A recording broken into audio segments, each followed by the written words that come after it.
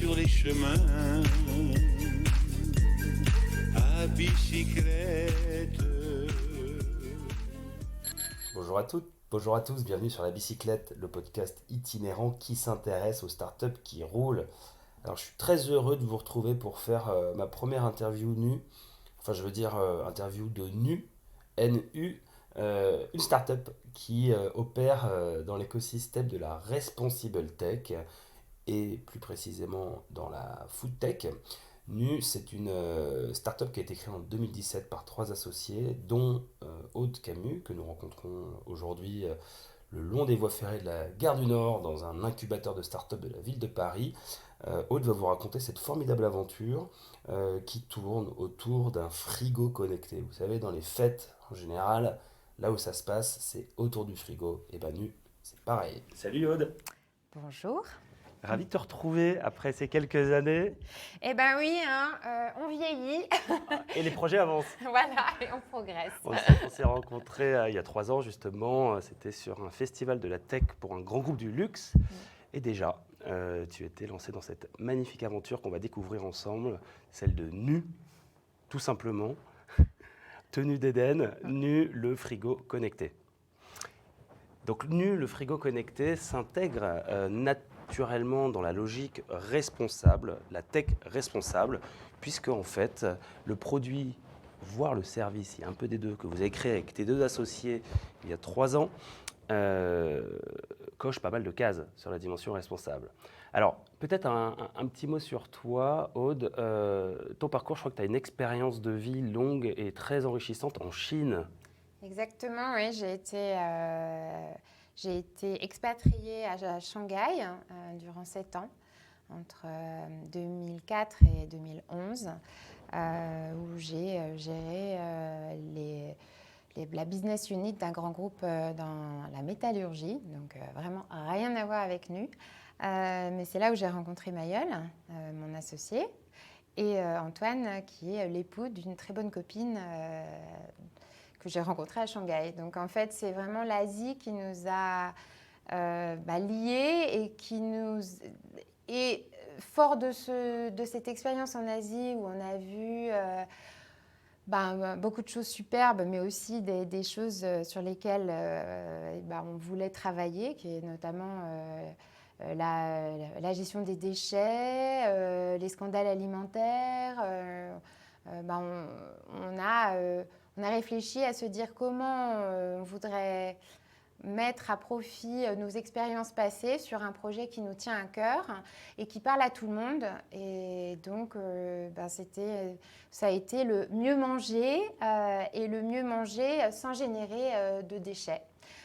Des déchets, du zéro gaspille, donc travailler sur le zéro gaspille et surtout le zéro déchet d'emballage. On va tout comprendre dans un instant. Je précise quand même à nos auditeurs que toi, tu as un profil d'ingénieur, au même titre que tes 2 associés. Tu parlais de Mayol, mais je crois qu'il y a aussi Antoine Asfar qui est dans l'équipe. Ouais. Et les 2 ont un profil ingénieur. L'un, profil ingénieur agricole. Ouais. Donc, on va comprendre cette dimension terroir, le terrain, l'ancrage territorial, le produit. Et Antoine, lui, il a un profil ingénieur un peu différent, je crois.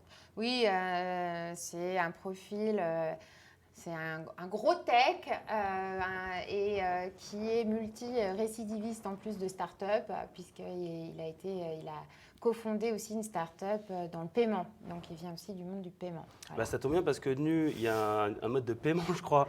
Le principe, je vais le résumer très rapidement et puis tu vas me dire quelles erreurs j'ai faites pour me corriger. Exactement. Attention, tu es sous stress. Je suis sous un gros stress. Alors ici, c'est un peu stressant de voir tous ces trains passer parce qu'on est le long de la voie ferrée de la Gare du Nord, à Paris, dans un lieu d'accélération d'entreprises et de start-up notamment, en lien avec les sujets responsables, oui. Qui est détenu par la ville de Paris, je crois. C'est ça. Qui vous accueille. C'est exactement ça. RIVP, et nous sommes dans l'incubateur de Paris Senco, dans l'incubateur environnemental. Voilà, mon stress est redescendu. Je peux donc naturellement faire le pitch à ta place. Nu, le frigo connecté, qui s'adresse d'abord aux professionnels de la restauration. Donc, on est sur une approche B2B de la restauration. Ces restaurateurs-là, en utilisant le frigo Nu et les différents services que tu viens nous détailler, peuvent plus facilement proposer leurs produits à leurs clients directs dans la restauration collective, mais aussi sur des salons, des foires, des événements, dans des bureaux. Voilà. Donc, le frigo permet aux restaurateurs de Vendre leurs produits. vendre leurs produits et de pouvoir très finement gérer notamment leur stock en limitant le gaspillage Oui, grâce à la techno qu'il y a derrière. c'est exactement ça. Donc c'est un frigo c'est un frigo connecté zéro déchet. Je reviendrai peut-être un petit peu plus tard sur la partie zéro déchet, mais donc ce frigo connecté permet aux restaurateurs, donc ça va de la restauration collective aux restaurateurs, aux traiteurs locaux, zéro déchet, aux acteurs de la food tech, de la food delivery, qui souhaitent optimiser leur politique, sur leur logistique du dernier kilomètre et d'optimiser toute cette partie logistique, de vendre leurs produits à travers ce frigo connecté. Ce frigo connecté qui est à destination des consommateurs dans des lieux. En premier lieu, nous, on a choisi le segment de l'entreprise. Et l'avantage du frigo connecté, et on le voit encore plus avec la Covid, c'est ce côté flexibilité, ce côté H24. Les gens peuvent aller servir à tout moment sans faire la queue à la cantine. Donc ça peut être soit le lieu de restauration principal de l'entreprise, soit un complément, on va dire, de la cantine dans des lieux un peu de bien-être où on retrouve une offre qui est tournée vers le mieux manger et au top en zéro déchet, c'est-à-dire dans des contenants qui vont être réutilisés ensuite par le restaurateur. Donc, pourquoi zéro déchet? Donc, dans la partie basse de nos frigos, comme j'ai pu te le montrer, il y a des tiroirs dans lesquels, une fois que le consommateur a mangé, il remet les contenants que le restaurateur, au moment du remplissage à nouveau du frigo, vient récupérer et réutiliser. Voilà. Des bocaux en verre, transparents. Voilà, des bocaux en verre qui... Alors, il y a certains restaurateurs qui ne travaillent pas forcément en bocal en verre, dans d'autres typologies, parce qu'il y a beaucoup de recherches sur les contenants qui sont réutilisés. Mais c'est vrai que la majorité, on va dire, de nos frigos sont opérés avec des bocaux en verre, ce qui aussi permet de mettre en avant le produit. Le mettre à nu. Voilà, exactement, le mettre à nu. Oui, parce que le frigo en lui-même, comme ça, on pourrait imaginer un frigo comme celui qu'on a dans sa cuisine. Mais non, celui-là, il est évidemment très design. Il donne la part belle au produit, puisqu'il y a une grande vitre qui permet de voir ce que l'on va manger, évidemment. Et puis la brique techno avec un écran tactile qui permet de faire sa sélection et de payer. Oui, alors ça permet de voir la sélection. Donc les étagères connectées détectent automatiquement ce que tu prends. Ouais. Mais tu n'as pas le système de précommande. Donc ça a l'avantage de vraiment... C'est une fois, comme à la maison, comme tu le disais, c'est comme un frigo à la maison. Une fois que tu es devant ton frigo, tu ouvres la porte avec ton compte que tu as créé, donc nom, prénom, tu as mis ta CB. Une fois, voilà, tu as ton compte, tu peux l'utiliser avec n'importe quel badge, ton passe Navigo, ta carte d'entreprise et compagnie. Le frigo se déverrouille, tu choisis les produits qui te plaisent. Comme dans ton frigo, si tu n'as pas envie d'un yaourt, tu vas prendre, j'en sais rien, une compote. Voilà. Les étagères détectent en temps réel ce que tu prends. Et c'est quoi la techno derrière? C'est des mix de capteurs qui sont à base de poids et de sensors de caméra. D'accord. Voilà. Okay. Donc, il y a derrière de l'algorithmie avec de la reconnaissance. Et c'est une fois que tu fermes la porte que là, ta session d'achat se termine. D'accord. Et là, en fonction de ce que tu as rentré dans ton compte, donc tu as ta CB, mais tu as aussi, je ne sais pas, ta carte titre restaurant, Edenred, Swile, enfin tout un tas de choses, si tu en as. On pilote toute la partie paiement, on va chercher d'abord les titres restaurants et ensuite on facture ce qu'il reste.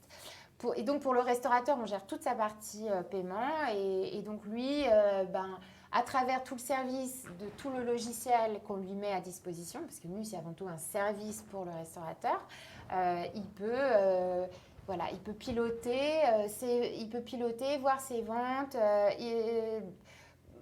projeter, planifier son prochain remplissage, mettre en place des politiques zéro gaspi, les promotions, des choses comme ça.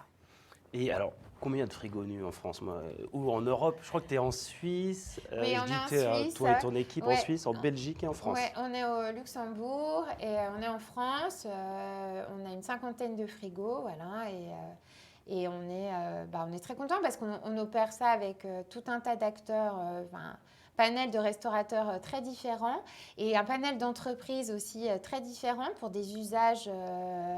Soit, par exemple, il y a des entreprises qui travaillent le week-end, il y a des entreprises qui ont très peu de salariés, mais tous les salariés veulent finalement rester dans l'entreprise, le peu qu'ils sont en télétravail, parce que c'est vrai qu'en ce moment, il n'y a pas beaucoup de présentiel. Quand ils sont en présentiel, ils veulent manger dans la petite cafette, donc ils préfèrent aller au frigo nu. Donc, on voit que ça a beaucoup d'usages. Et c'est vrai que la Covid, avec le bouleversement du changement d'habitude du télétravail, a aussi beaucoup poussé notre usage. Un mal pour un bien. Oui, un mal pour un mais bien. L'avantage, c'est qu'on garde en général les bonnes habitudes. C'est-à-dire que même si cette crise se trouve derrière nous, ce que l'on souhaite évidemment toutes et tous, on gardera le bon usage, les bons réflexes nus. Donc 50 frigos en France et dans les pays francophones limitrophes.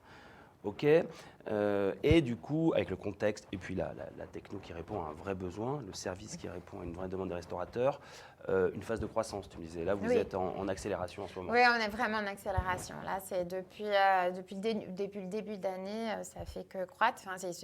On avait évidemment, comme tout le monde, cette espèce de choc là entre mars et juin. Et depuis, ça fait que croître. Donc, on est ravis. Et je rebondis sur le fait que tu dises que je pense que c'est une vraie tendance de fond, en fait. Que de toute façon, la restauration en entreprise et les habitudes quand même, avec la flexibilité que les gens demandent de plus en plus, il y avait des choses, ça a bougé beaucoup, la restauration. Il y a eu la food tech delivery qui a quand même fait aussi beaucoup bouger les choses. Il y a 4-5 ans, les gens qui se font livrer.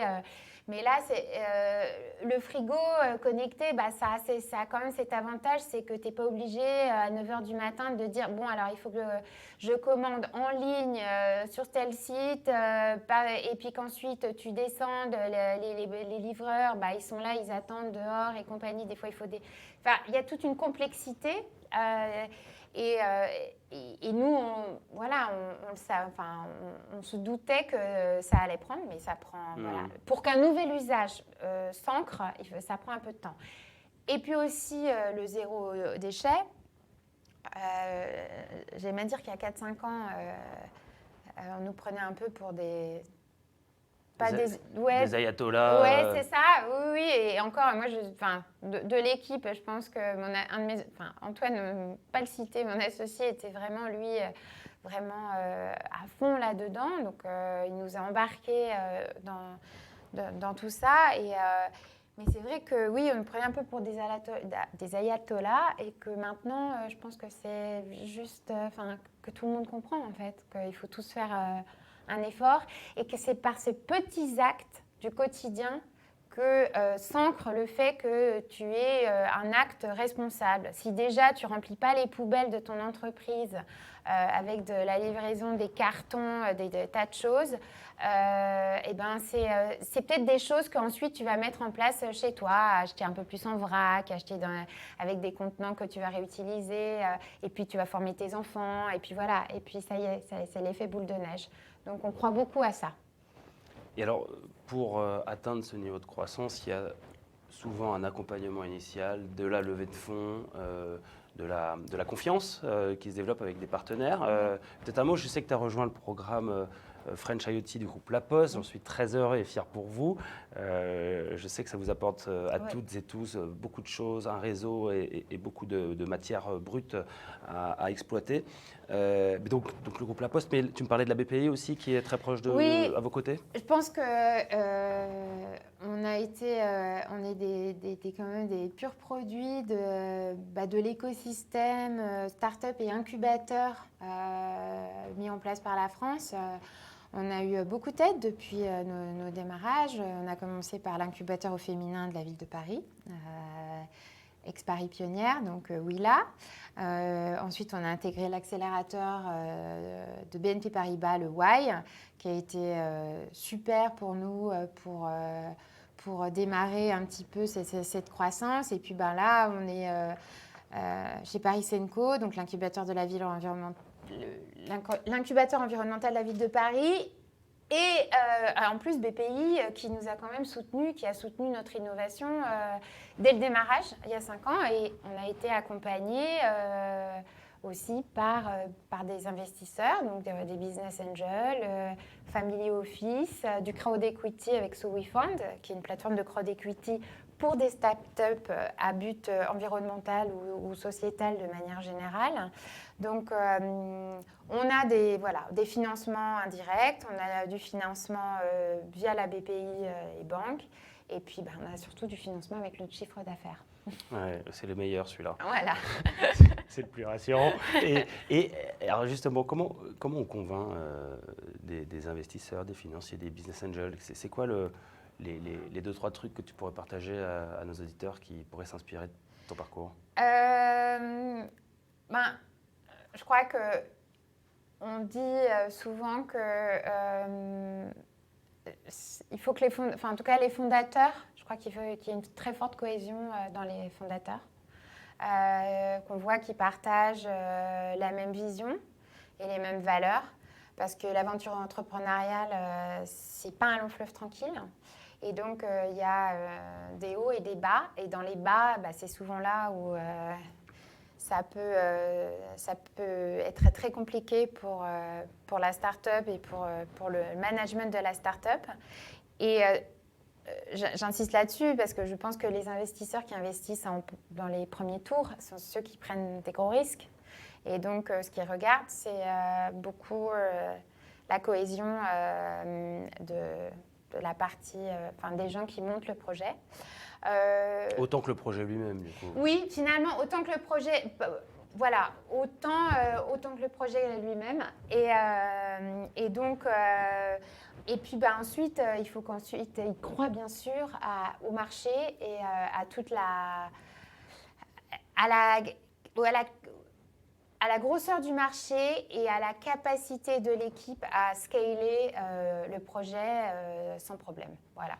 Alors, on va aller très vite pour cette fin d'enregistrement puisqu'on a hacké une salle de réunion, mais je vois à travers la vitre que les prochains sont patients. Ils nous accordent 1 minute, allez, 30 secondes.